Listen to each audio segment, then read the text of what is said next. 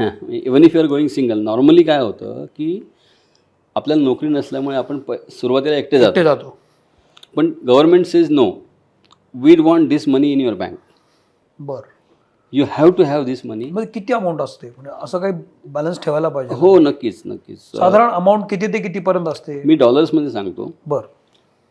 $3,000 per month बरं. हा तुमचा खर्च आहे, असे 6 महिने. ओ, ओके. एवढी अमाऊंट तुमच्याकडे फॅमिली तुम्ही इफ यू आर मॅरिड हां. असेल तर तुम्हाला ती गव्हर्नमेंट पण हे डॉलर्स कुठले? Australian dollar. Australian dollars. आणि सोलो असेल तर? सोलो असेल, सिंगल असेल, तुम्ही डिक्लेअर केलं तुम्ही माझं लग्न झालेलं नाही आहे, तर तुम्हाला $1,500 पर मंथ. Per month. असे 6 महिने असे 6 महिन्याची बुंजीत तुमच्याकडे बँकेत असायला पाहिजे. मग तुम्ही तिथे जाऊ शकता. जाऊ शकता.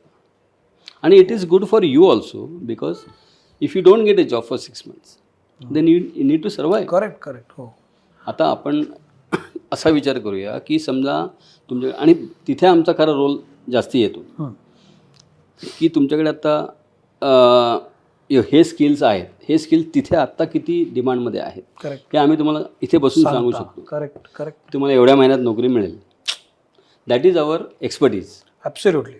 आणि हा किती मोठा हँड आहे ना की एक्झॅक्टली. तुम्ही आहात म्हणजे तुम्ही काहीतरी मला नीट सांगताय आणि त्याच्यावर मी तिथे येतो. आणि मग तिथे राहण्याचा जो खर्च आहे तो कमी होतो, बरोबर. कारण आमच्या ओळखी आहेत. मग आम्ही तुम्हाला या ठिकाणी तुम्हाला खर्च कमी होईल, तुम्ही असे पैसे वाचवा, ह्या सगळ्या गोष्टी आम्ही तुम्हाला देतो, कारण आमच्याकडे 40 वर्षाचा अनुभव आहे या गोष्टींचा.